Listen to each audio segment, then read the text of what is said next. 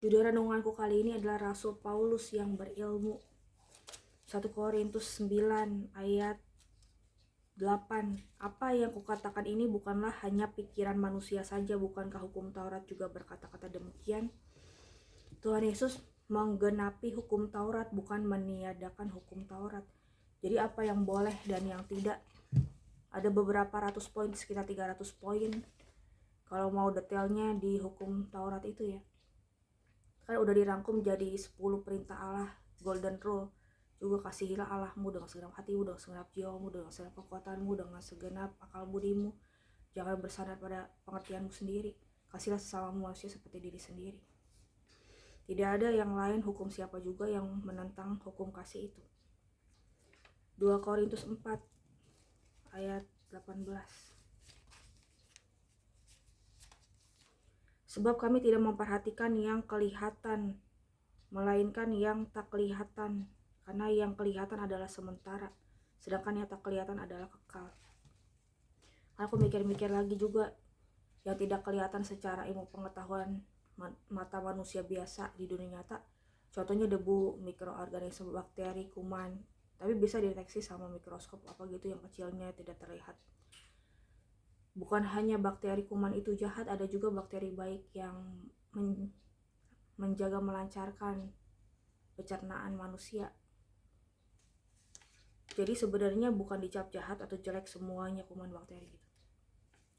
Yang tidak kelihatan, pengakuan aku percaya nomor 2 ada kalimat percaya pada yang kelihatan dan tak kelihatan. Jadi di alam roh, walaupun gak ada ilmu pengetahuan yang bisa deteksi mesin apa juga, ini ada penampakan roh, jiwa kaum beriman, ancestor leluhur siapa ngomong apa gitu, gak bisa terlalu dibuktikan secara ilmu pasti gitu. Nah itu ilmu supranatural gitu. Walaupun manusia gak punya karunia spiritual gift, vision gift, karunia penglihatan gitu ya, dia cara membedakan roh yang asli apa enggak, kan ada discernment pembedaan roh kalau ilmu ya gitu. Saus jiwa-jiwa kaum beriman yang belum sampai ke surga, bukan di api penyucian, tapi tidak masuk neraka, ada di alam roh. Misalnya ada beberapa itu jiwa-jiwa kaum beriman, makanya pas lagi sedikit misal arwah diimbangi dengan kolektor ya, beberapa mungkin kena belas kasihan Tuhan untuk diselamatkan. Jiwa-jiwa kaum berimannya itu kan masih sangat membutuhkan doa manusia, kan ada doa indulgensi arwah tuh, 1 minggu beberapa kali, nggak harus tiap hari.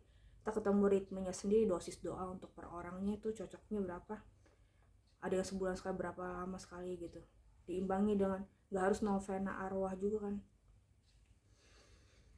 Terus sudah gitu ada yang tidak dideteksi, yang tidak kelihatan dengan mata biasa. Malaikat, misalnya malaikat agung, archangel, malaikat perang. Malaikat agungnya ini menjaga tahta Allah supaya sistem keluarga kerajaan Allah tidak ada yang membahayakan, dia tetap menjaga, tetap stabil gitu. Ada keamanan di Makapinu, bagian keamanan pintu gerbang, keamanan surga. Sebenarnya ada juga persekutuan para kudus satu-satunya.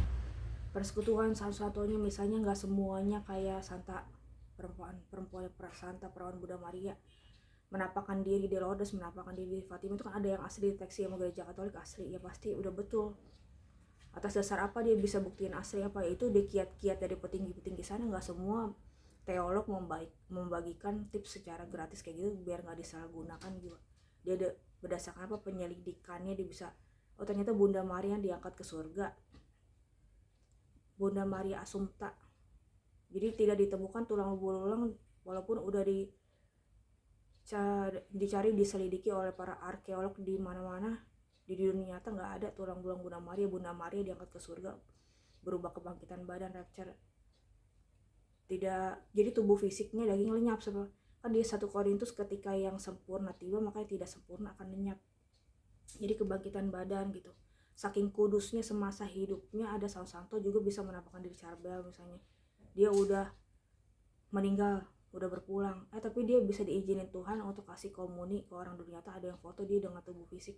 Ternyata Tuhan tidak terhambat oleh kedagingan tubuh fisik. Karya Tuhan tetap aja bisa berlaku lintas ruang waktu. Tuhan Allah Bapa Putra Kudus kan tidak bisa dilihat dari mata biasa. Sebenarnya sih pada dasarnya nggak semua orang, Tapi kan ada pernah menampakkan diri di 10 perintah Allah. Dulu Bapak Musa pernah ngeliat seperti semak-semak berduri yang menyala-nyala gitu. Walaupun sebenarnya manusia dunia nyata agak susah untuk melihat Tuhan yang maha tinggi, maha besar, maha kuasa gitu kan. Energinya dia maha sempurna, kudus. Manusia dunia nyata frekuensi kekudusannya kan masih berjuang. Terus udah gitu ada juga ada yang dengar suara hati. Rasul Paulus mendengar suara hati Tuhan menyapa gitu. Samuel mendengar panggilan Tuhan dari suara hatinya waktu malam dia mau tidur apa tuh ya, pas lagi tidur. Sebenarnya suara hati Tuhan Yesus yang aslinya ada, walaupun ada beberapa yang palsu juga, bukannya yang asli nggak ada sama sekali, yang betul dan benar ada. Mungkin dia ada maksud khusus untuk menyampaikan pesannya melalui orang. Ibrani 1 ayat 1 dan 2. Setelah pada zaman dahulu Allah berulang kali dan dalam pelbagai cara berbicara kepada nenek moyang kita dengan perantara nabi-nabi, maka pada zaman akhir ini Ia telah berbicara kepada kita dengan perantaran anaknya yang telah Ia tetapkan sebagai yang berhak menerima segala yang ada. Oleh Dia Allah telah menjadikan alam semesta. Kan Yesus di tani nama Yesus tersuci ada Yesus anak manusia, gelarnya anak manusia, maksudnya gelar anak manusia itu yang bisa mengampuni dosa.